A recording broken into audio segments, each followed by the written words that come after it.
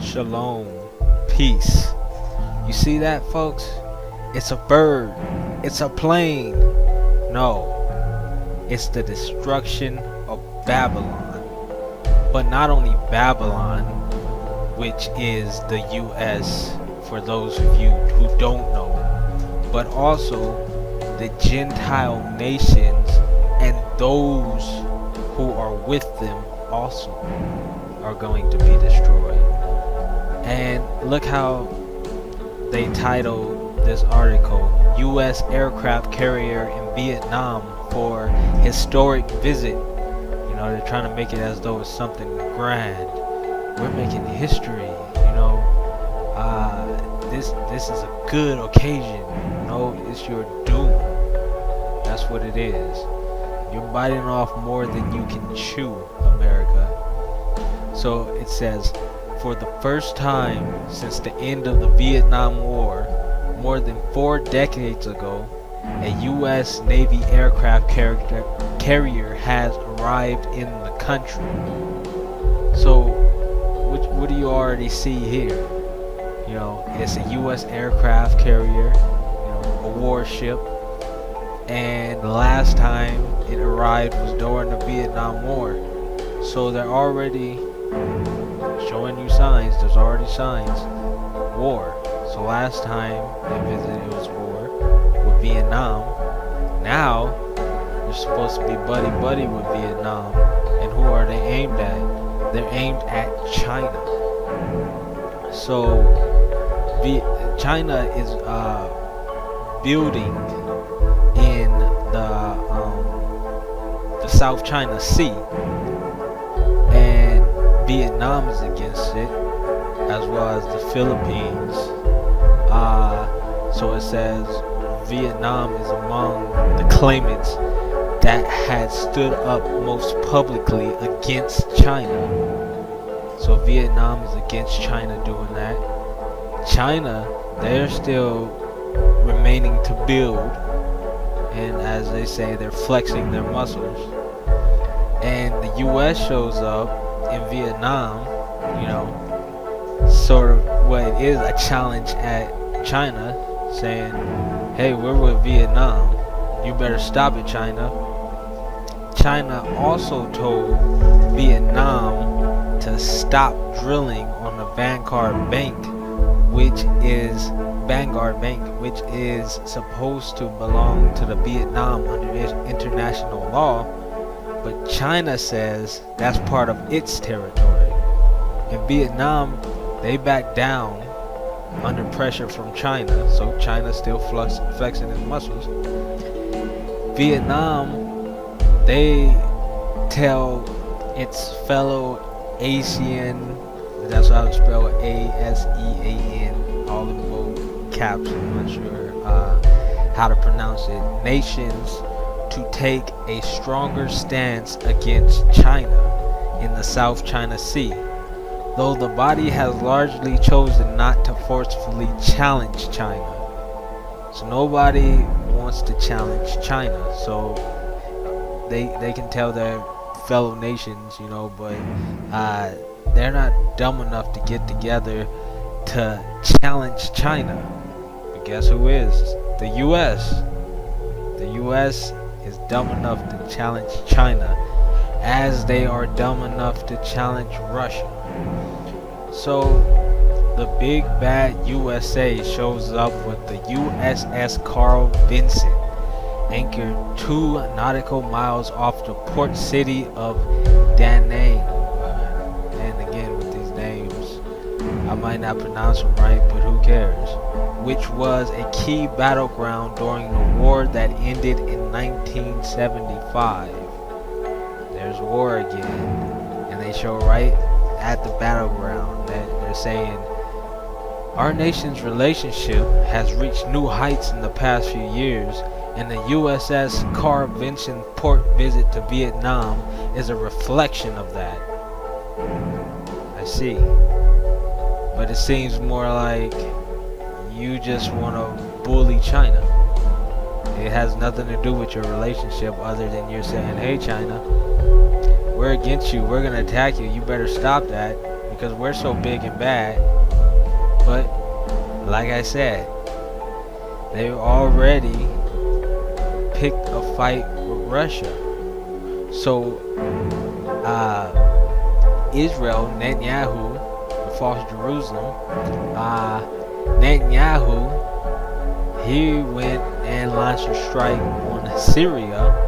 As I mentioned in my previous video, he launched a strike on Syria for blowing down one of his fighter jets, and he knew from the start that Russia was behind it, because Syria doesn't even have the military capabilities to even detect his stealth fighter jet, but Russia does.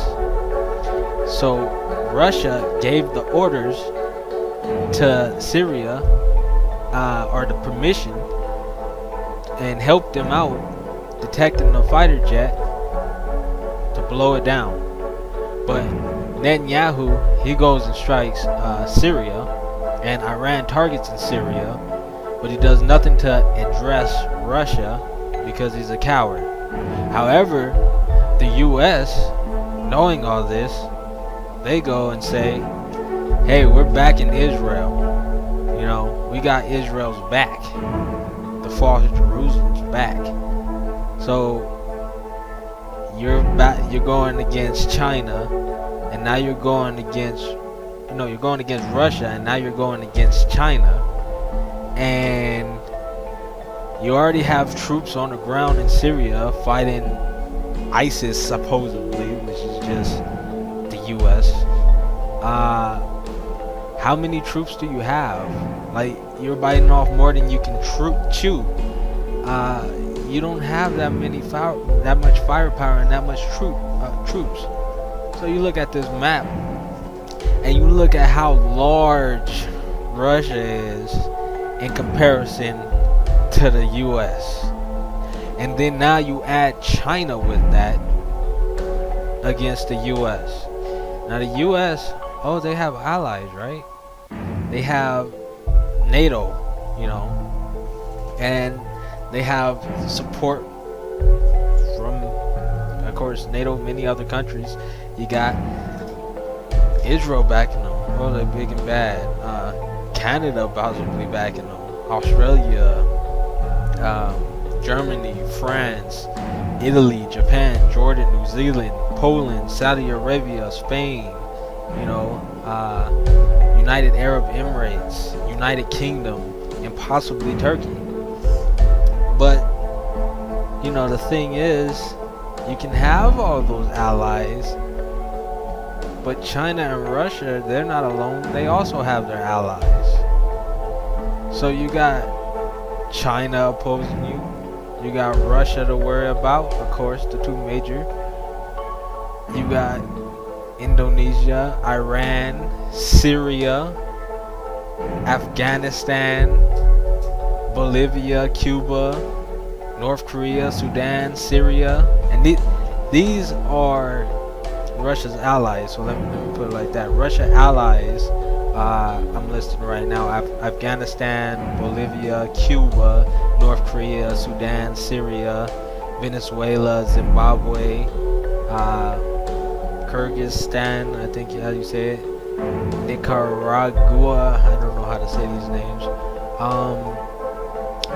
and then there's China, and of course China is not without its allies, which China is an ally, or Russia is an ally with China, and also North Korea, and then Central Asia, Africa is an ally, Sri Lanka, Bangladesh, Nepal, Pakistan. So you add all these things, so you add Russia, China, and all their allies that's backing them against the US and their allies. And I'm sorry, US, you're not looking like you have the troops. But the thing is, you have your so-called allies, but the thing is, they're gonna turn their back on you. So how do we know this? Well, let's go to our book of guidance. That's why it's there. a book of guidance. Let us know things. So Jeremiah 51, we're going to read from verse 1 to verse 9. See, I will stir up the spirit of a destroyer against Babylon, the U.S., and the people of Leb Kamai. And again, I don't know how to pronounce this. It doesn't matter. I will send foreigners to Babylon to winnow her and to devastate her land. They will oppose her on every side in the day of her disaster. Let not the archer string his bow, nor let him put on his armor. Do not spare her young men, completely destroy her army. They will fall down slain in Babylon, fatally wounded in her streets. See, things are not looking good for you, U.S. Babylon. For Israel and Judah have not been forsaken by their God the Lord Almighty, though their land is full of guilt before the Holy One Israel. Flee from Babylon, run for your lives. Do not be destroyed because of her sins. It is time for the Lord's vengeance. He will repay her what she deserves. Babylon was a gold cup in the Lord's hand. She made the whole earth drunk. The nations drank her wine. So, you know these Gentiles, they spread their corruption far and wide throughout the earth. Everyone's a whore following, fornication and anything they see on TV or anything other people are doing that's, forbidden by the Most High. Therefore, they have now gone mad. Babylon will suddenly fall and be broken. See? Suddenly fall and be broken. The U.S. So how can the U.S. possibly win? They're not going to win. They're biting off more than they can chew, like I said. We know the end for Babylon is destruction, and well, we're in the end. So Babylon will suddenly fall and be broken. All of a sudden. Well over her. Get balm for her pain. Perhaps she can be healed. And this, what I believe to be the allies, the U.S. allies, we would have healed Babylon, but she cannot be healed. Let us leave her and each go to our own land. So the U.S. allies, when Babylon is down, when the U.S. gets attacked, when, they're getting all wiped out, the nations, they're not going to continue to keep fighting, as in, we're going to destroy Russia. Look what they're doing to the U.S. They're our buddies. No. Let us leave her and each go to our own land. For her judgment reaches to the skies. It rises as high as the heavens. So you can have your allies. But the thing is, like I said, look how large Russia and China is. So they got nuclear capabilities as well as North Korea. Then they send all the nukes over here to United States of America, Babylon. How many nukes do they have? Well, as large as they is, and how many how large is their army? And they attack America all at once. Then the Babylon, she's gonna be devastated. Then their so-called allies, they're gonna turn their back on you. And what is the U.S. doing?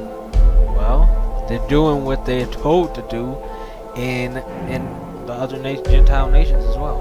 They're doing what they are told to do in Joel 3. We're going to read verse 9 through 17. Proclaim ye this among the Gentiles. Prepare for war. Wake up the mighty men. Let all the men of war draw near. Let them come up. Beat your plowshares into swords, and your pruning hooks into spears. Let the weak say, I am strong. What are they? Weak. They're going up against the Most High, and they actually think, that they're gonna come through. They're weak. Assemble yourselves and come, all ye heathen, and gather yourselves together round about. Thither cause thy mighty ones to come down, O Lord.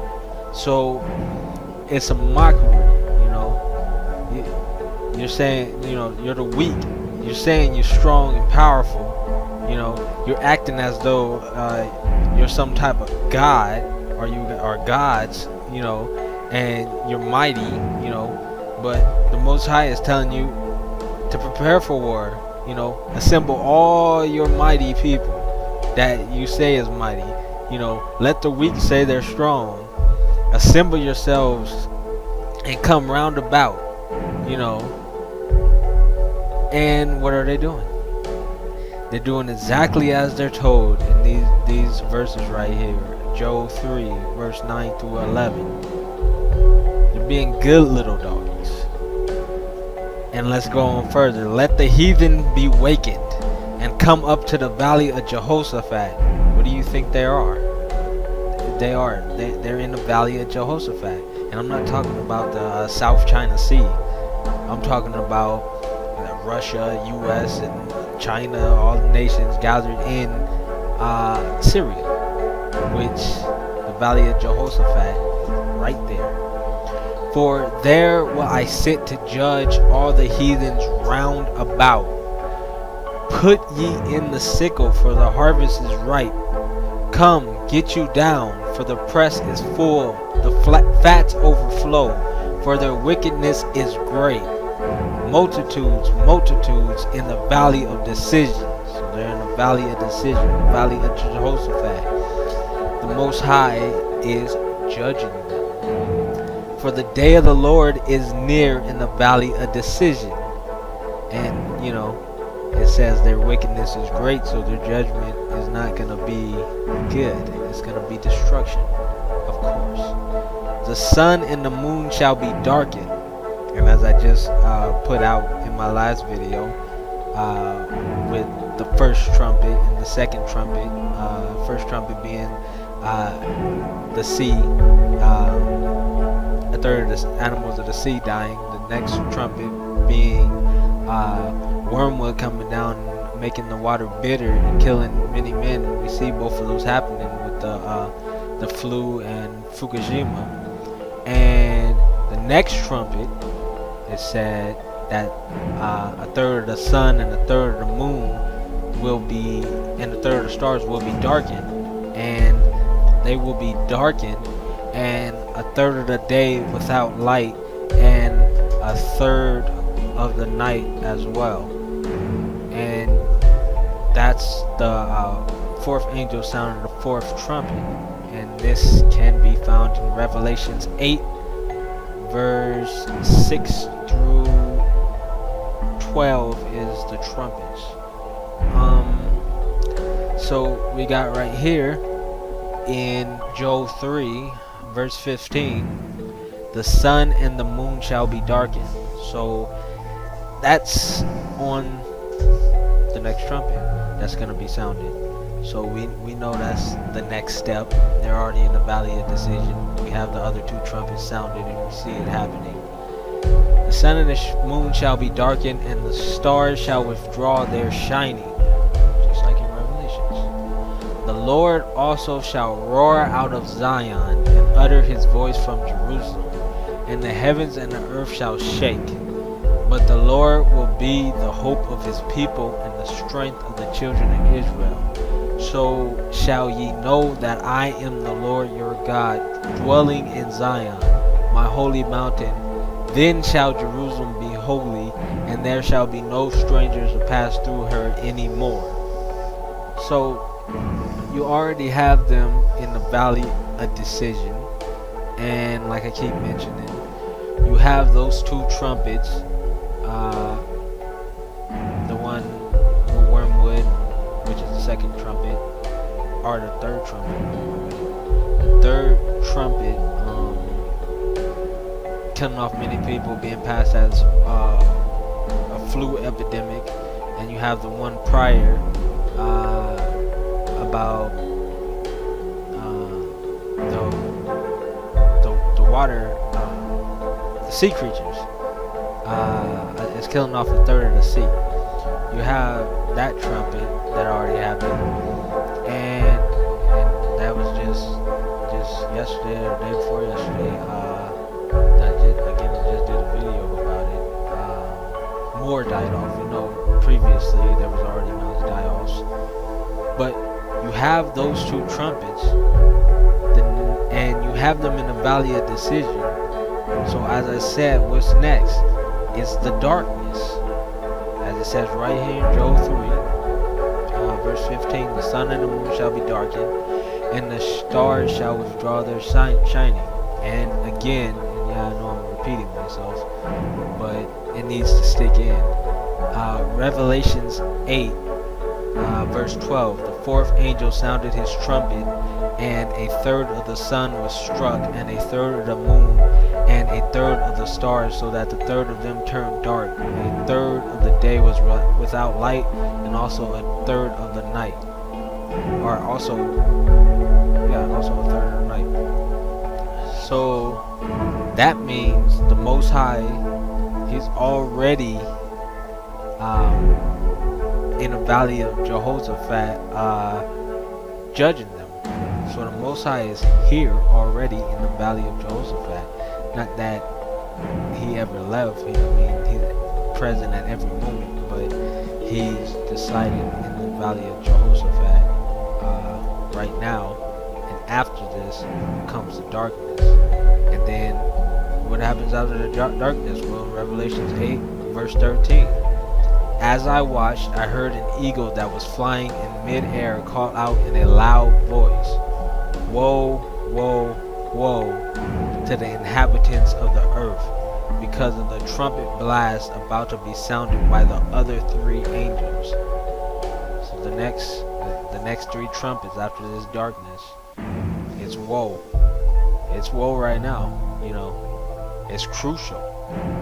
So make sure you have yourself straight with the Most High, and make sure you're ready for what's about to go down. Not that we ever can be ready, but the closest we can be to ready is not sinning and having a good relationship with the Most High.